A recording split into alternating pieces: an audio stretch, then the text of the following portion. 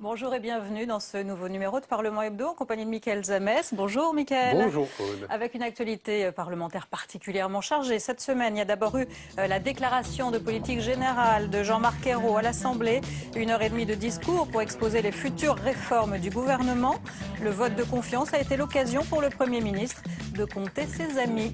Le lendemain, Jean-Marc Ayrault a poursuivi son circuit parlementaire direction le Sénat, où il a ciblé son discours plus spécifiquement sur les collectivités locales. Il a également parlé cumul des mandats, un sujet sensible qui laisse augurer des heures chaudes à la Haute Assemblée. Enfin, on a parlé cette semaine collectif budgétaire en Conseil des ministres. Il s'agit de la loi de finances rectificative pour 2012, 8,5 milliards d'euros de recettes ou d'économies. Et l'année 2013 sera bien plus dure encore. C'est ce que prédit la Cour des comptes. Et avec nous pour commenter toute cette actualité politique et très parlementaire, Alain Vidalis, bonjour. Bonjour. Ministre chargé des relations avec le Parlement, tout nouveau ministre du gouvernement Ayrault. Semaine très chargée avec le discours de politique générale. Alors au PS, on dit de vous que vous êtes le monsieur travail, le monsieur emploi, un fin connaisseur en tout cas de ces deux domaines. Est-ce à dire que vous êtes devenu ministre des Relations avec le Parlement, pas un peu par accident ? Par accident, il faudrait poser la question à ceux qui ont pris la décision. Je pense qu'effectivement, j'étais plutôt spécialisé sur les questions sociales, mais en même temps vice-président de la commission des lois. J'ai beaucoup aussi travaillé sur toutes les questions de droit civil, de droit de la famille. Et puis bon, j'avais une certaine expérience parlementaire. Mais c'est vrai qu'ici au Sénat ou à l'Assemblée, il faut être d'un calme olympien, il faut avoir une très très bonne relation avec les parlementaires. On ne doute pas que vous ayez ce calme olympien, mais est-ce que c'est facile quand on a une très large majorité comme vous l'avez, en tout cas à l'Assemblée, mais peut-être plus difficile au Sénat ? Les situations politiques sont différentes, naturellement, entre la situation de l'Assemblée aujourd'hui et celle du Sénat.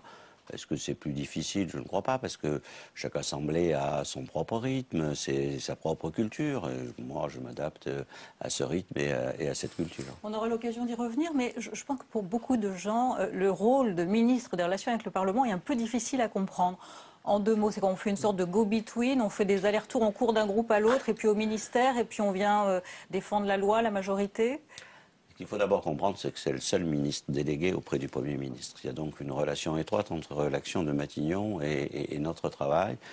Mon propre directeur de cabinet participe au cabinet de Matignon. Donc nous sommes au cœur du fonctionnement de l'État et très associés. C'est pour moi une découverte de l'importance de ce rôle, qui n'est pas simplement, d'abord effectivement, d'organiser, de participer à l'organisation du travail. Vous diriez que c'est en grande partie un rôle de relations publiques? Non, pas du tout.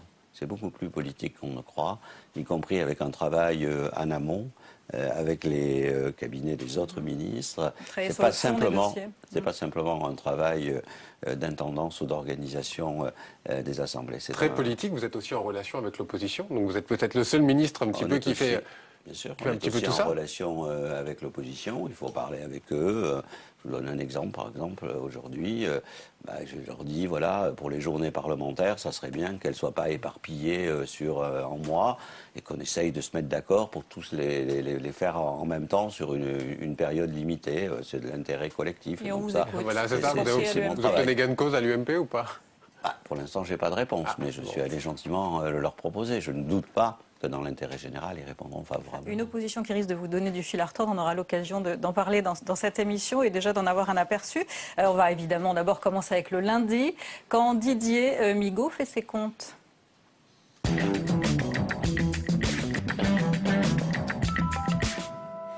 C'était un rapport programmé et attendu. La Cour des comptes présente un audit détaillé des finances publiques. Situation préoccupante mais pas catastrophique, estime en substance la Cour. Les objectifs peuvent être tenus si l'on trouve 6 à 10 milliards en 2012 et surtout 33 milliards en 2013. La potion du docteur Migaud, c'est un sujet de Marie Brémaud. La tâche s'annonce immense, l'équation budgétaire difficile. Didier Migaud a dévoilé le rapport de la Cour des comptes, un rapport sans concession qui prône très clairement la rigueur à tous les niveaux pour l'année 2013, année cruciale où il faudra redoubler d'efforts. L'effort estimé à 33 milliards d'euros. Si la croissance économique est de 1%, est cependant nécessaire et réalisable. La Cour des comptes donne quelques pistes à suivre. Du côté des dépenses, tout d'abord, toutes les administrations, tous les services vont devoir se serrer la ceinture, mais la sécurité sociale devra particulièrement faire attention et freiner les dépenses. Les collectivités territoriales sont également mises à la diète. La Cour suggère une baisse massive des dépenses de fonctionnement. Mais Didier Migaud a particulièrement insisté sur un point. Le principal enjeu budgétaire porte sur la masse salariale. En effet, ces dépenses, y compris les pensions, représentent 13,6% du PIB, toutes administrations confondues. En clair, il va falloir supprimer des postes de fonctionnaires de 15 000 à 30 000 par an. Mais les propositions des sages de la rue Cambon ne s'arrêtent pas là. L'augmentation des recettes, c'est-à-dire des impôts, est inévitable. Suppression totale des niches fiscales et sociales, augmentation au moins temporaire de la TVA et de la CSG. Avec ce rapport, la Cour des comptes nous rappelle que pour sortir de la crise, l'essentiel du chemin reste devant nous. Alors, potion amère à venir. On va revenir tout à l'heure avec le collectif budgétaire sur les mesures à prendre pour ramener les déficits au niveau exigé par l'Europe. Juste peut-être d'abord une question sur l'héritage. Finalement, la Cour des comptes donne un satisfecit au gouvernement Fillon et en tout cas à la capacité qu'il a eue de garder les déficits 2012 de façon raisonnable. Il n'est pas allé un peu vite, Pierre Moscovici, quand il a dit, je cite, la droite n'avait rien foutu pour réduire les déficits. C'est pas un peu maladroit? Si nous sommes obligés, ce qui est la question qui est devant nous, de trouver 9 milliards, 7 milliards parce qu'il y a eu une erreur ou une surestimation de la croissance et 2 milliards parce qu'il y avait des dépenses non financées, c'est bien que c'est quelqu'un qui a fait cette erreur. Une surestimation de la croissance, ça c'est un peu dans l'air du temps, ça peut arriver à tout gouvernement. C'est dans l'air du temps, j'espère que ça l'est plus et que dans tous les cas les donneurs de leçons d'hier ne vont pas continuer sur ce terrain aujourd'hui. Vous aussi vous avez des prévisions de croissance peut-être pour l'année prochaine qui seront peut-être abaissées ou surestimées. Oui, à ce moment-là on les ajuste. Ils ont fait le budget sur 0,7% de prévision. Quand nous-mêmes nous sommes rentrés dans la campagne électorale au mois de janvier, on avait de nous-mêmes dit que ça ne sera pas 0,7. On a fait nos calculs sur 0,5. Ces calculs sont encore faux puisque ça sera 0,3. Mais dès qu'on le sait, c'est-à-dire dès maintenant, on réajuste. Il aurait été normal et responsable que quand on savait déjà que ça ne serait pas 0,7, la majorité de droite de l'époque ajuste et ne nous laisse pas la facture. Puisqu'au fond, c'est la facture. Plus 2 milliards quand même, c'est pas énorme. On entendait quand même 2 milliards de dépenses, par exemple le 10e mois de bourse scolaire, je pourrais donner d'autres exemples qui ont été annoncés par la droite et jamais financés. Alors on entendait Didier Migaud qui a été très écouté, dont un rapport qui était très entendu. Est-ce que c'est à la Cour des comptes un petit peu de dicter la ligne de conduite du gouvernement? Pas du tout, pas du tout. La Cour des comptes, ce sont des comptables. Ils doivent faire une photographie à un moment donné de ce qui se passe. Ils peuvent faire des recommandations et je pense qu'ils ne sont pas sortis de leur rôle. Mais naturellement, ceux qui doivent prendre des décisions, c'est les assemblées pour ce qui concerne le domaine législatif et le gouvernement en ce qui concerne le domaine réglementaire. La responsabilité politique des décisions incombe à ceux qui ont la légitimité pour le faire, c'est-à-dire ceux qui sont issus du suffrage universel. Alors on va passer au mardi à l'Assemblée nationale. Eh bien c'est le grand jour, c'est le grand oral du Premier ministre.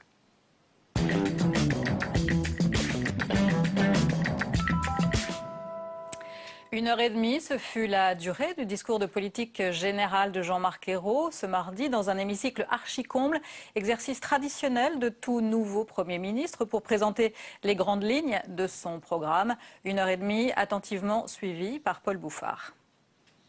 Plus d'une heure et demie de grand oral avec beaucoup de sérieux dans le style et surtout sans effet de manche. Jean-Marc Ayrault livre les grands axes du quinquennat et déroule sa feuille de route. Sur un ton volontaire, il sonne la mobilisation. Le socialiste en appelle au patriotisme économique, loin de faire de la finance son adversaire. Non, je ne suis pas l'ennemi de l'argent.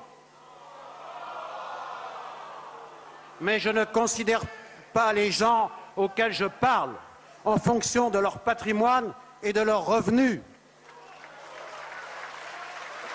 Patriotisme fiscal aussi, le Premier ministre veut la vérité. Maîtrise des dépenses publiques, oui, mais nouvelles recettes fiscales aussi. Ah oui,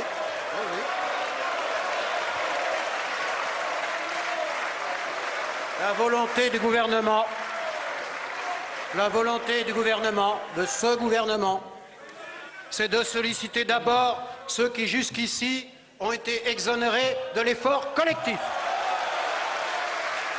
Rompre avec le style Sarkozy dans son discours, Jean-Marc Ayrault ne veut pas combattre l'inertie par l'agitation. Il veut prendre le temps d'écouter, d'évaluer, de décider. Les Français ne nous ont pas donné un mandat pour gouverner 100 jours, mesdames et messieurs les députés, mais 5 ans. Prendre le temps, sans rigueur ni austérité, le quinquennat est placé sous le signe de la justice. 45 secondes d'applaudissements, les députés de la majorité se lèvent. Alors sans surprise, très confortable majorité pour le vote de confiance, 302 voix pour, 225 contre sur 544 votants. Vous y étiez évidemment et je connais déjà la réponse. Il a réussi l'exercice parce que quand même il y a une petite critique qu'on a entendue sur le fait qu'il était encore un peu trop président de groupe socialiste que réellement Premier ministre, notamment dans les tacles qu'il a fait sur le précédent gouvernement.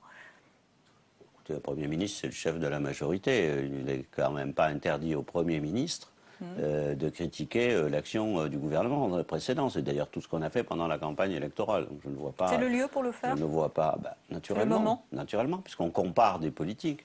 Très honnêtement, c'est un homme très mesuré, sérieux, responsable. Il a été ce qu'il est.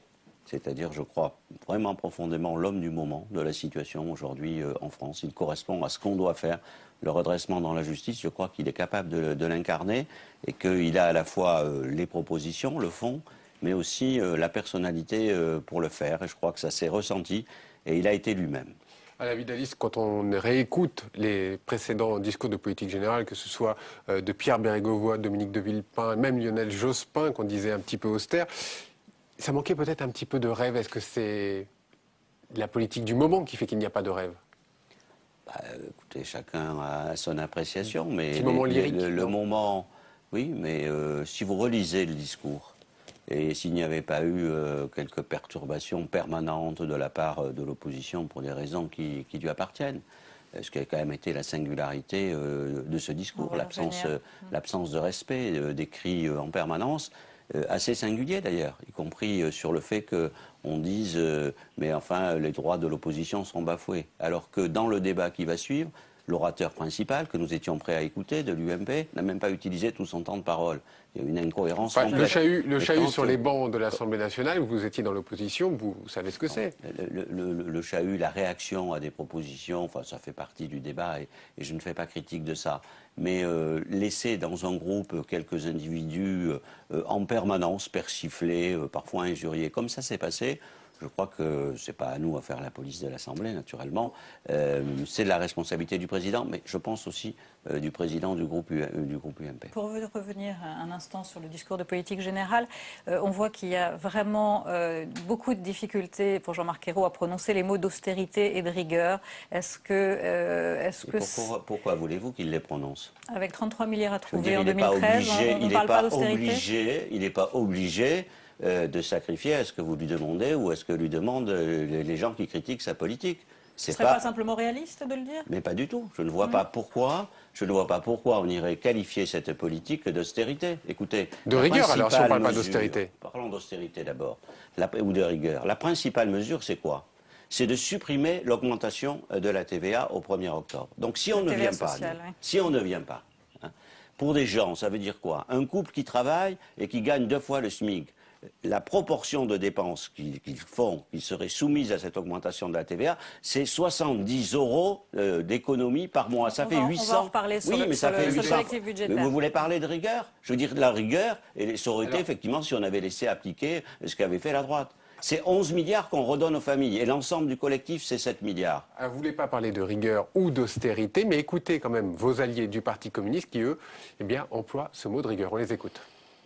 Nous craignons vraiment que vos orientations, Monsieur le Premier ministre, conduisent à l'opposé du résultat escompté. Et nous le craignons d'autant plus que vous ne desserrez pas l'étau de la contrainte extérieure.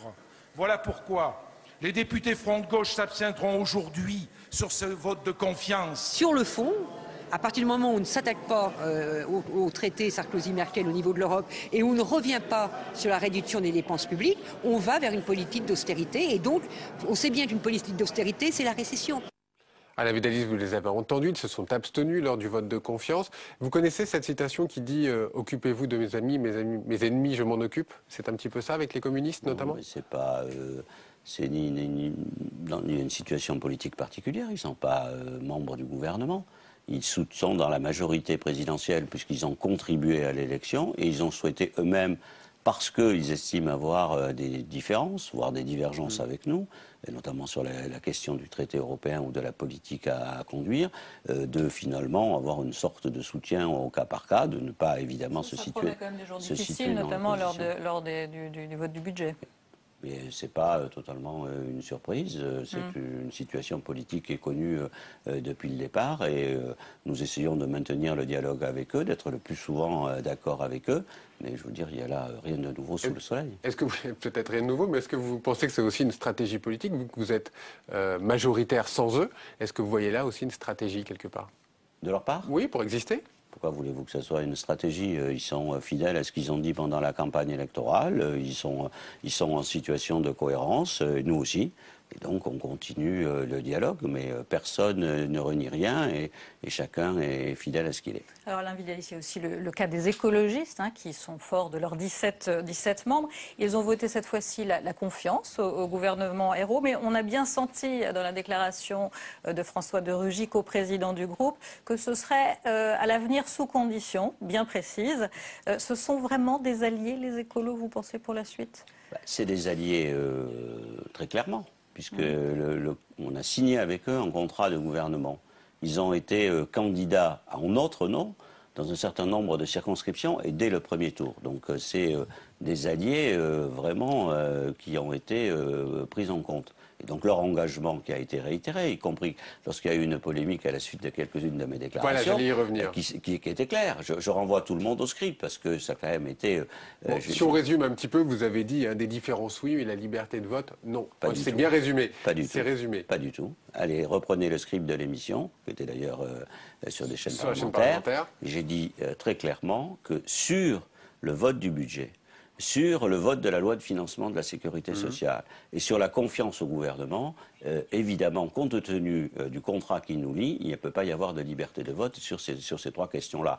Il y a eu tout un buzz autour de mes déclarations et ensuite, le président de l'Assemblée nationale a redit à la même émission, la semaine d'après, la même chose. Le journaliste a dit « Mais vous êtes donc d'accord avec Alain Vidaliste ?» Il a dit « Oui ». Plus personne n'a réagi et j'ai entendu la déclaration du nouveau responsable des Verts qui a dit exactement la même chose que ce que j'avais dit. Il a dit la différence est une richesse. Donc... Mais la différence est une richesse, bien sûr. Chacun y voit ce qu'il veut finalement. Non, je pense que les choses sont claires. On a fait un accord. Le contenu de cet accord, c'est qu'on s'engage sur les votes essentiels, qui sont quand même le budget, la sécurité sociale et la confiance au gouvernement. Et pour le reste, il y a les 60 engagements qui, me semble-t-il, font notre règle commune. Je ne vois pas où il y a une difficulté aujourd'hui. Il y a une majorité de gauche au sens large qui est éclatée en 4 groupes. Alors éclatée, vous avez certes la majorité absolue, donc vous n'avez guère de soucis à vous faire, sauf que finalement ces groupes peuvent exister à l'Assemblée de façon très, très marquée, avec notamment, ils peuvent demander un droit de tirage avec des commissions d'enquête, ils auront des droits de parole, des semaines d'initiative parlementaire. Vous ne craignez pas un petit peu Trop de liberté peut-être? Trop de bruit? Trop de liberté, non. Est-ce que la diversité va nuire à l'efficacité? Je n'en suis pas sûr. L'ennui n'acquitte un jour de l'uniformité, donc on aura une majorité vivante et en même temps sereine. Puisque le groupe socialiste a la majorité. Alors, vous aurez beaucoup de travail d'ailleurs. Et j'aurai beaucoup de travail. À propos de sérénité, vous en aviez déjà un peu parlé tout à l'heure. Le groupe UMP, dans tout ça, ils sont 196 députés, si on inclut les apparentés. Pas assez nombreux avec les centristes pour mettre en difficulté les socialistes, certes, mais déjà bien décidés à ne pas rester muets. Le Premier ministre en a eu un avant-goût prononcé dès ce mardi, vous l'avez déjà dit. Céline Bittner. Désormais en minorité, mais pas sans voix. Pendant tout le discours de politique générale, les députés UMP se sont fait entendre, jusqu'à chahuter à plusieurs reprises le nouveau Premier ministre. Je tiendrai informer nos concitoyens à travers la représentation nationale. Je le ferai régulièrement. Mes chers collègues,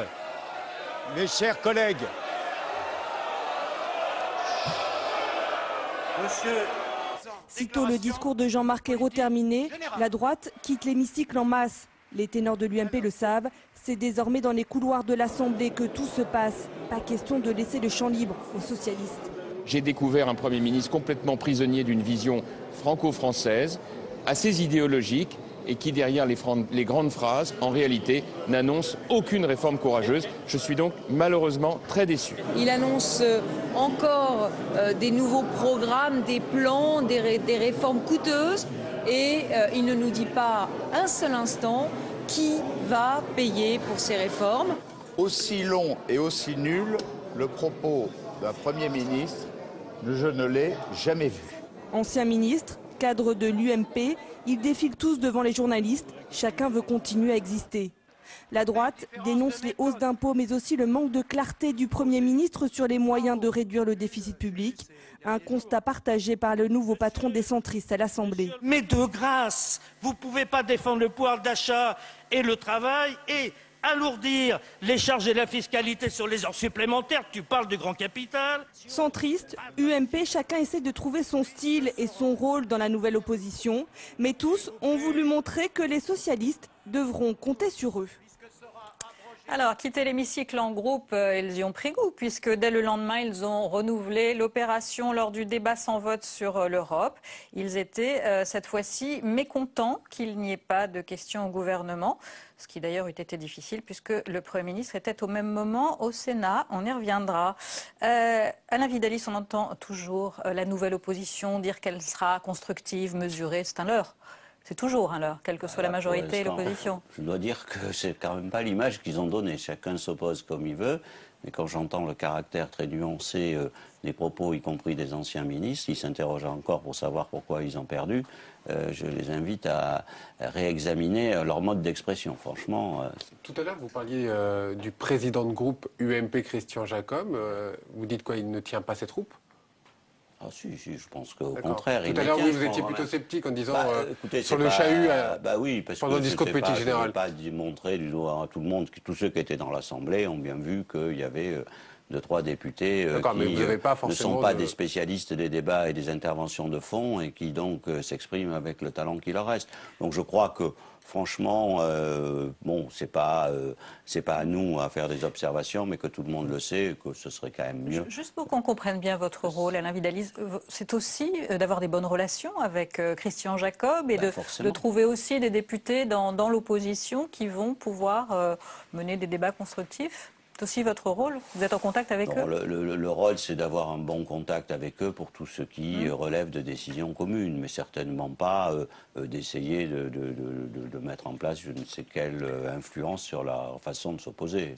L'opposition décide seule et à la fois du fond et à la fois de la forme. Alors on va passer au mercredi. L'Assemblée nationale se penche sur le budget 2012.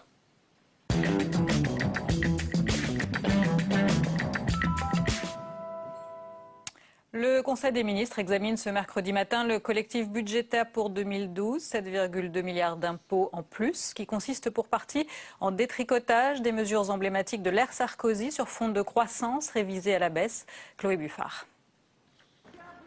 C'est le premier tour de vis budgétaire annoncé par le gouvernement Ayrault. Objectif, réduire le déficit malgré une croissance en berne. Les prévisions pour 2012 ont été revues à la baisse, 0,3% contre 0,7% prévu par le gouvernement Fillon. Ce que nous voulons, c'est l'équilibre. Équilibre entre les dépenses et les recettes, équilibre entre le secteur privé et le secteur public, équilibre au sein du secteur public, équilibre entre les entreprises et les ménages pour mener une politique qui soit à la fois une politique qui soutienne la croissance, car c'est fondamental, qui permette la justice sociale et puis qui redresse les comptes publics. Un contexte économique tendu, l'argent rentre donc moins dans les caisses de l'État. Le gouvernement mise sur des hausses d'impôts visant en priorité les plus riches. Contribution exceptionnelle pour les contribuables soumis à l'ISF, l'impôt de solidarité sur la fortune, et les grosses successions ou donations seront davantage taxées.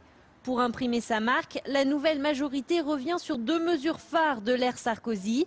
La TVA dite sociale sera supprimée et l'exonération des heures supplémentaires annulée dans les entreprises de plus de 20 salariés. On met devant les quelques mesures sur les riches pour mieux camoufler toutes celles qui tombent sur les classes moyennes et les familles modestes. L'ambulancier, le chauffeur routier, le salarié de chez Michelin, lui, il va déguster. Il va perdre ses heures supplémentaires, il va perdre sa participation, il va perdre son intéressement, il va perdre l'actionnariat salarié. Les hausses d'impôts devraient rapporter 7,2 milliards d'euros cette année, à ajouter aux 1,5 milliard d'euros de gel des dépenses supplémentaires. L'État table donc sur une économie de 8,7 milliards d'euros pour boucler le budget 2012.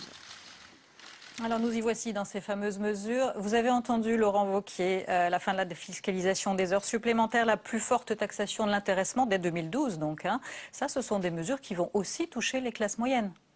Qui vont aussi toucher certains salariés dans une situation qui n'est pas forcément juste aujourd'hui. Quel est le problème? Nous avons des déficits, notamment de la sécurité sociale.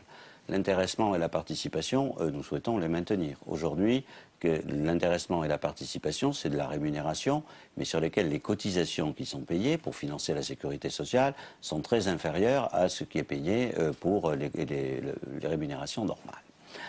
Quand on regarde de près ce qui se passe, on voit que c'est concentré dans les grandes entreprises, très peu dans les petites entreprises, donc les salariés des petites entreprises, ceux qui sont les moins payés en bénéficient le moins. Et puis, c'est une forme, non pas d'évasion, mais pas loin. C'est-à-dire qu'il y a une technique pour payer le moins de cotisations possible qui font que le différentiel doit être diminué. Donc, et la défiscalisation des heures supplémentaires. Et sur la défiscalisation des heures supplémentaires, bon, M. Wauquiez est toujours très nuancé, il dit qu'ils vont perdre leurs heures supplémentaires. Je veux simplement dire, on n'a pas décidé de supprimer les heures supplémentaires. Oui, mais la rémunération des heures supplémentaires. Ça enlève un peu d'argent à la fin du mois quand même. On va remettre les cotisations sur les heures supplémentaires. Et on nous dit, ah oui, mais les gens, les salariés, etc. Lesquels? Et ceux qui en font jamais? Est-ce qu'il faut rappeler qu'il y a 56% des salariés qui font jamais d'heures supplémentaires parce qu'ils sont dans des métiers où on n'en fait pas? Mais c'est parce qu'ils n'en ont pas besoin, mais ceux qui en ont besoin, c'est l'employeur qui décide. Est-ce que vous avez déjà entendu un salarié qui pouvait dire, ah ben écoutez, j'ai des besoins, j'ai des crédits à faire, je veux faire des heures supplémentaires? Non, c'est l'employeur qui décide et même le salarié n'a pas le droit de refuser. Donc la question des heures supplémentaires, quand vous êtes en situation de plein emploi, ou que ça va bien, à l'extrême limite début 2007, bon, j'étais contre sur le principe, mais franchement, est-ce qu'il y a un pays qui a osé faire quelque chose? On a dépensé 4 milliards par an depuis 2007 pour financer cette affaire qui est une horreur. On finance le chômage sur fonds publics. Les Allemands ont financé le chômage partiel. Est-ce que vous ne croyez pas qu'on aurait pu utiliser cet argent pour financer davantage le chômage partiel? On a dépensé, nous, 1 milliard par an, les Allemands 10 milliards. Alain Vidalis, ça, c'est pour les heures supplémentaires.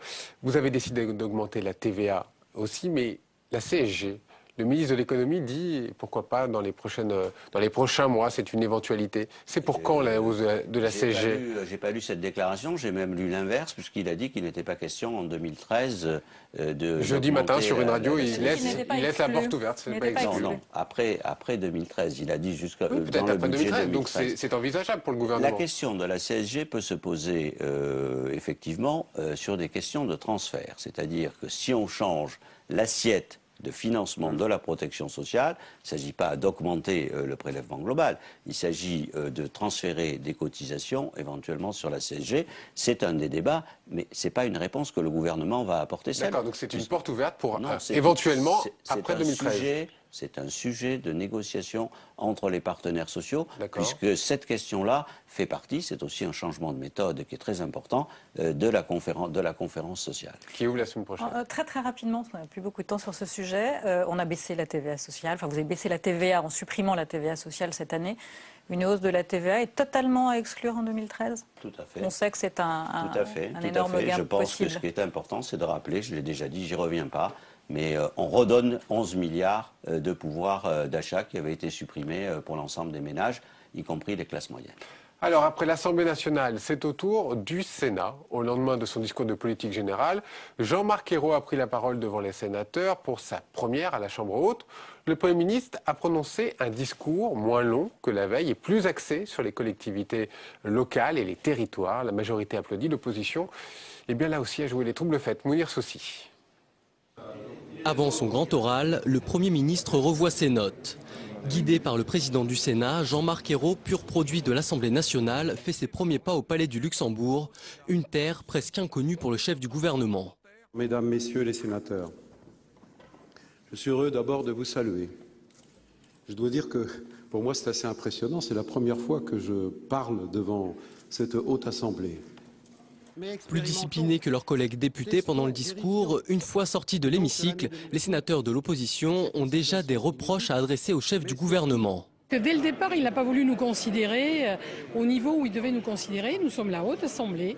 Il devait demander un vote à tous les sénateurs sur son discours de politique générale. Il ne l'a pas fait et à partir de là, tout a, j'allais dire, foiré.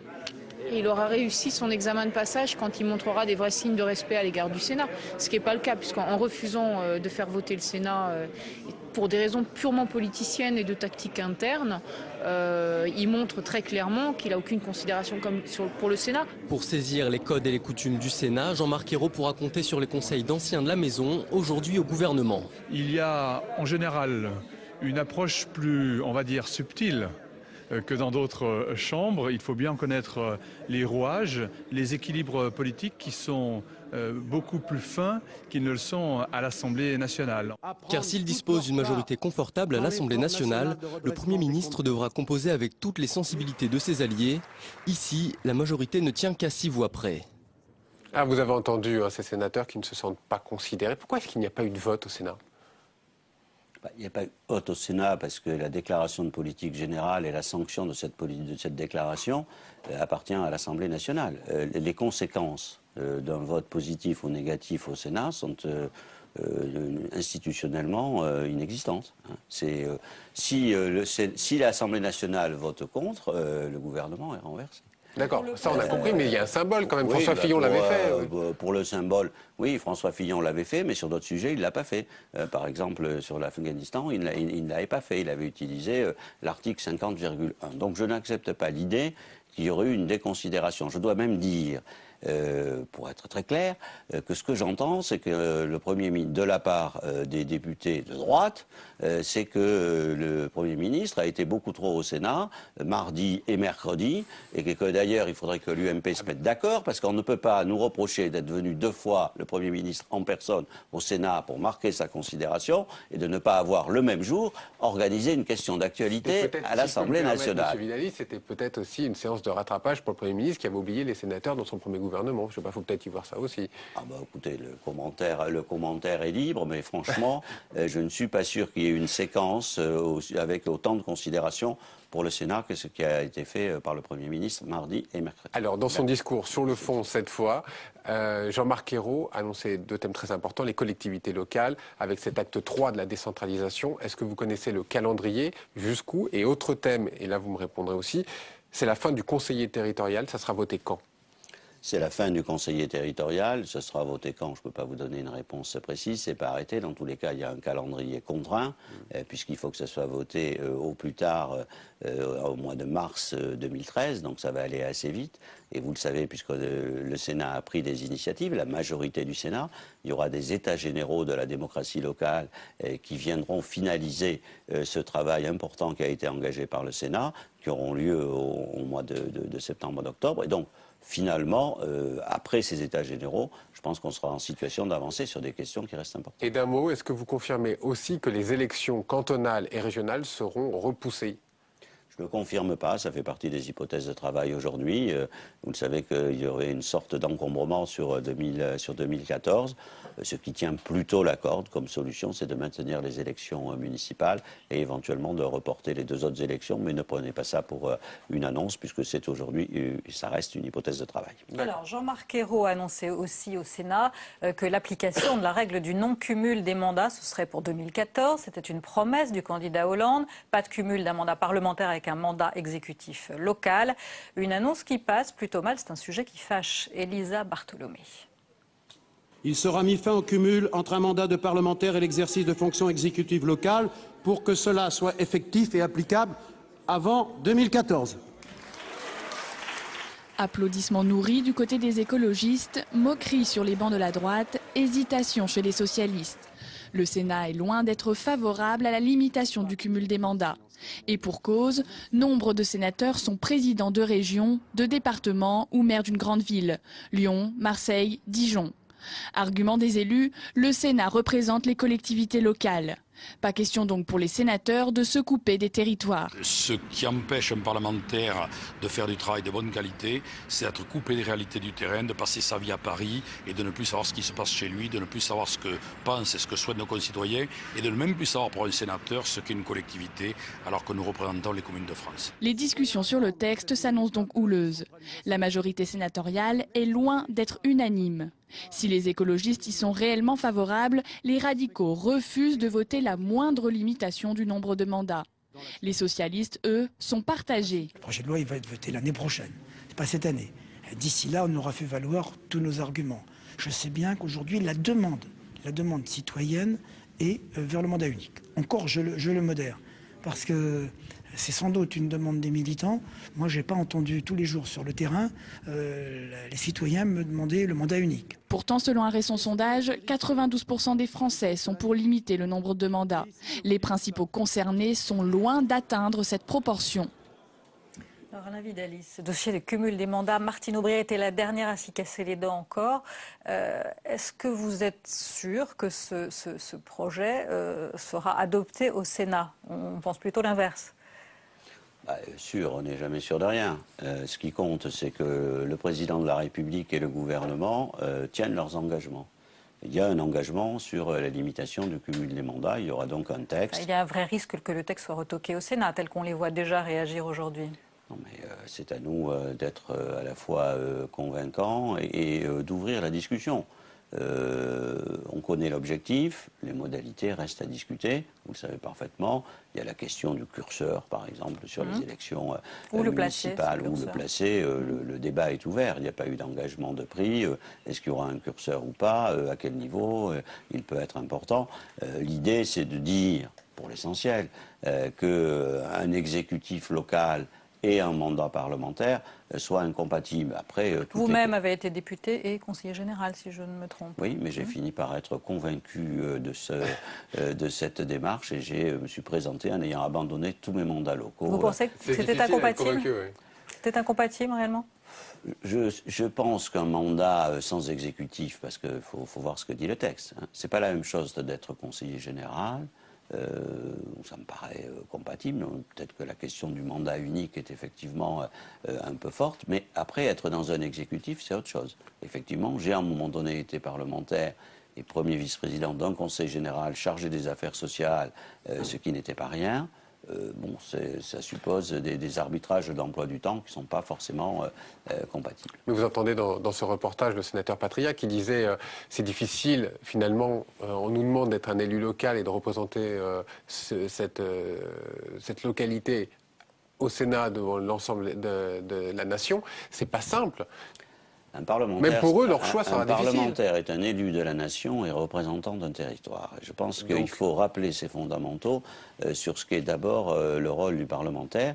Et il y a aussi une spécificité du Sénat dans le Conseil des communes de France. Donc, est-ce que cette spécificité sera reconnue dans la loi? Ça fait partie du débat que nous avons devant nous. Mais je pense qu'il y a une attente de nos concitoyens sur ces questions-là. Et il faut quand même le rappeler, il y a une spécificité française. On est le seul pays en Europe à avoir un cumul des mandats de cette importance. Ailleurs, cette question ne se pose plus et depuis longtemps. Vous reconnaissez quand même qu'il y aura des heures chaudes pour vous, ministre des Relations au Parlement, sur ce dossier? Des heures intéressantes. Presque chaudes alors. Le débat sur l'Europe s'invite au Sénat. Nous sommes jeudi.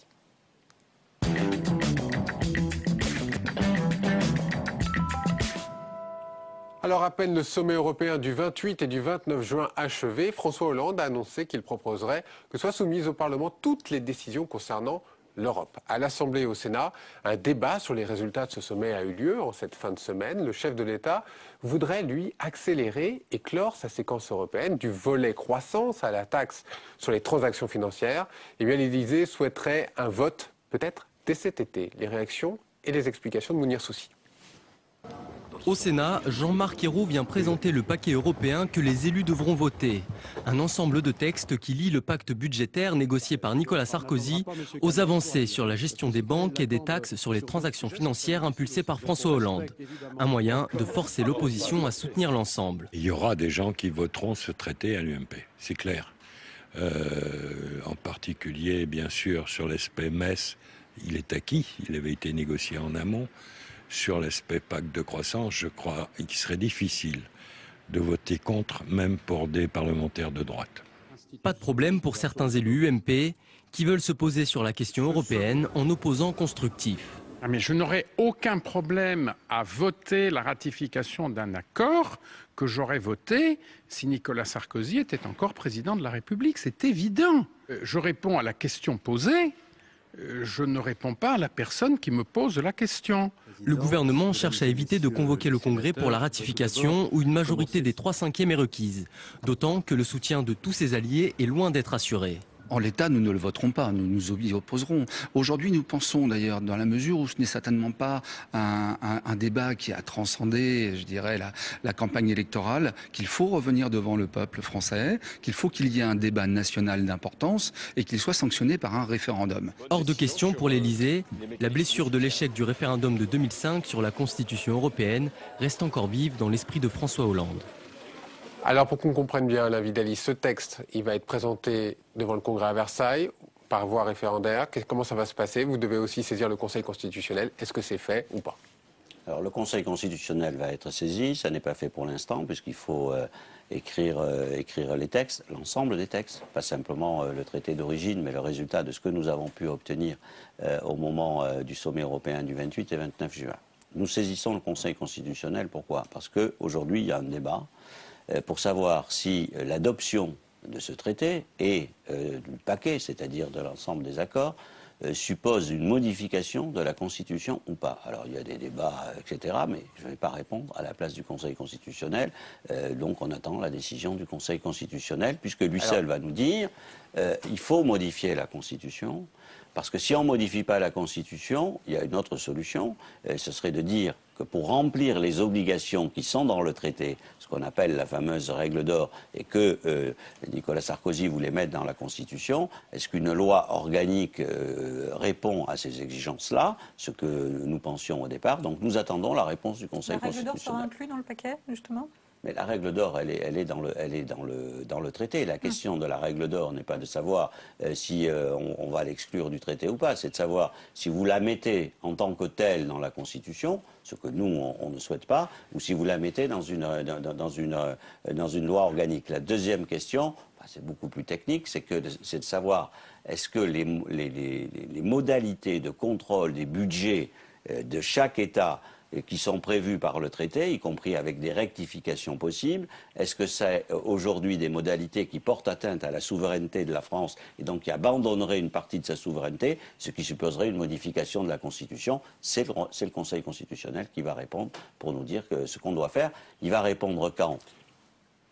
Il a un mois jusqu'au moment où vous le saisissez. C'est ce que j'entends partout. Ça peut être demain matin, la décision. Ça peut être demain matin et ça peut être au-delà d'un mois, car en réalité, ce délai d'un mois qui est prévu pour les réponses du Conseil lorsqu'on le saisit sur des lois ne s'applique pas dans ces cas-là. C'est une précision juridique. Peu de chances pour que ce soit adopté avant la fin de la session du mois de juillet? Ça, je ne vois pas comment ça pourrait être. J'ai lu ça, je vois pas dans quel esprit ça a pu germer, que ça puisse se faire là, comme ça, au mois de juillet. Mais après, l'idée, effectivement, du président de la République, c'est deux choses qui sont claires. C'est d'aller le plus vite possible. Et deuxièmement, de choisir la voie parlementaire pour répondre, puisque de toute façon, c'était l'engagement qu'il avait pris pendant la campagne électorale. Allez, on va terminer avec une image, celle des obsèques d'Olivier Ferrand ce mercredi à Paris. À 42 ans, il venait tout juste de faire son entrée à l'Assemblée comme élu des Bouches-du-Rhône. Beaucoup de personnalités du Parti socialiste étaient venues lui dire adieu ce jour-là. À lui qui était l'un des penseurs du Parti socialiste, fondateur du groupe Terra Nova et initiateur, entre autres, des primaires. Voilà, c'est sur cette image un peu triste, mais on vous dit au revoir Alain Vidali. Merci beaucoup d'avoir répondu à nos questions. Merci Aude. Merci. On se retrouve la semaine prochaine. Alors à la semaine prochaine. Bon week-end à tous. Au revoir.